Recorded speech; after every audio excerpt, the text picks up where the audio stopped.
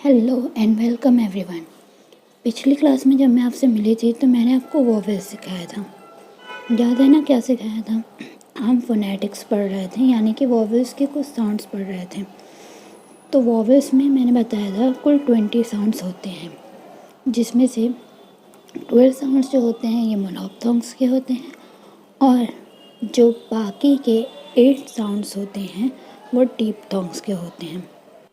सो मोनोप्थोंग्स के 12 साउंड्स तो आप सीख चुके हैं। अब बचे हैं बाकी के डिप्थोंग्स के 8 साउंड्स। तो सबसे पहले हम जानते हैं कि ये डिप्थोंग्स होता क्या है। मोनो का मतलब होता है 1, तो इसलिए सिंगल साउंड्स को हम मोनोप्थोंग्स कहते हैं। और डिप्थ का मतलब होता है 2, तो इसलिए डबल साउंड्स को हम डिप्थोंग्स कहते हैं।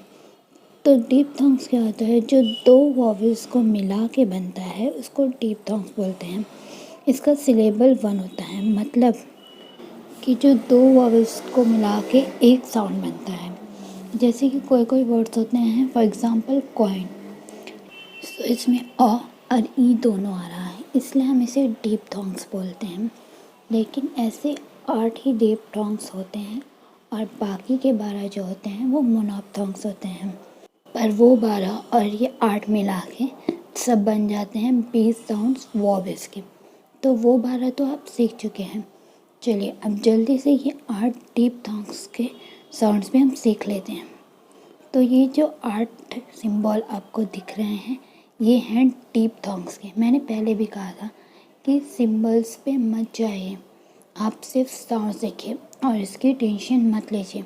ये समझना ज़रूरी नहीं है, लेकिन साउंड्स अगर आपको समझ में आ गया तो आपका प्रोनाउंसिएशन बिल्कुल क्लियर हो जाए। ये पहला साउंड है आई का, इंग्लिश के अल्फ़ाबेट आई का, लेकिन इसमें हिंदी के 2 अल्फ़ाबेट आ रहे हैं, आ और ई। इसमें जितने भी वर्ड हैं सब ऐसे ही हैं, जैसे कि क्राई, ब्राइट, माई, लाइक, लाइम। ये सारे वर्ड्स में आ और ई दोनों अल्फ़ाबेट्स आ रहे हैं, इस वजह से इसे हम डिप्थोंग्स कहते हैं। तो जो मराठी में हम मम्मी को आई बोलते हैं ना, ये वही वाले आई का साउंड होता है। तो अब आ जाते हैं हम दूसरे साउंड की तरफ, ए, जैसे कि बेक, रेन, ले, एट, ब्रेक। तो इसमें रेन सबसे अच्छा एग्जाम्पल है, एट सबसे अच्छा एग्जाम्पल है, जिसमें आपको क्लियरली समझ में आता है ए, जैसे कि रेन, एट। तो अब हम बढ़ते हैं तीसरे डिप्थोंग्स की तरफ, जो कि ओ है। ओ तो है लेकिन उसके साथ एक और भी है। तो आप सोचेंगे एक और कौन सा?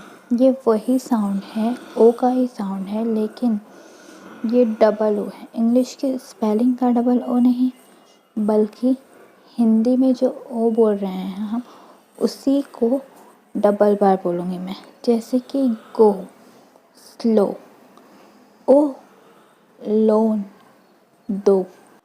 तो जब मैं इस ओ की बात मोनोप्थोंग्स पे करूँगी तो ये ओ पे ख़त्म हो जाएगा, लेकिन अगर मैं इसके बार डिप्थोंग्स पे कर रही हूँ तो ये डबल बार इसका साउंड आएगा, क्योंकि ये डिप्थोंग्स है और डिप्थोंग्स में जो साउंड्स होते हैं वो डबल होते हैं।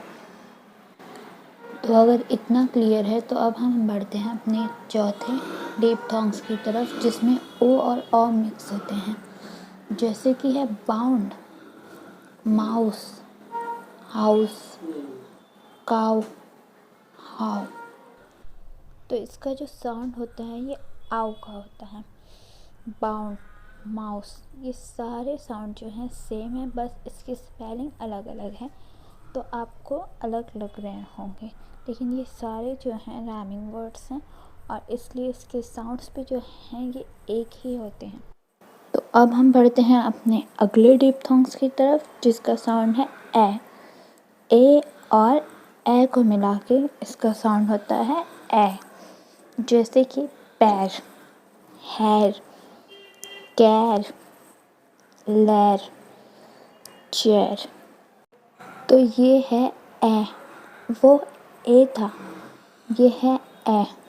वर्ड्स का फ़र्क समझ लीजिएगा, तब आपको समझ।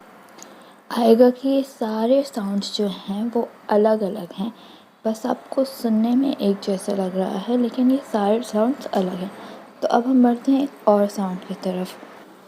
Career, dear, near, fear, real, year.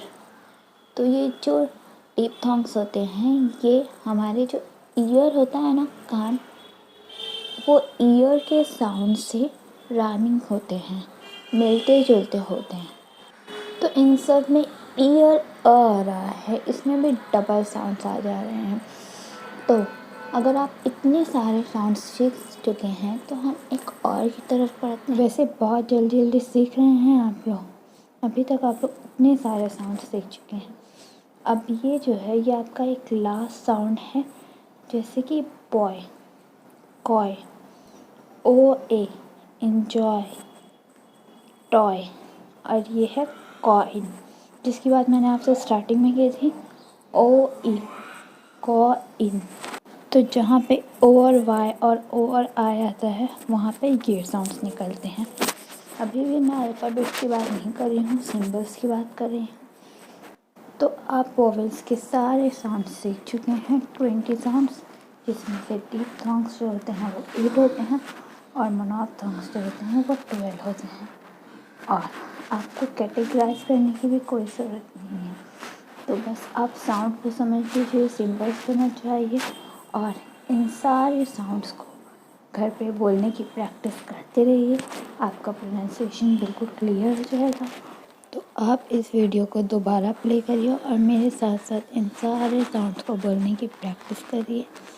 और अगली क्लास में मैं आपसे मिलूँगी और भी बहुत सारी चीज़ें लेकर। तो ऐसे ही इजी वे में इंग्लिश सीखने के लिए मेरे चैनल को सब्सक्राइब कर लीजिए और वीडियो को लाइक शेयर कर दीजिए। और अगर आपको कोई प्रॉब्लम है तो कमेंट सेक्शन में पूछ सकते हैं। Thank you so much.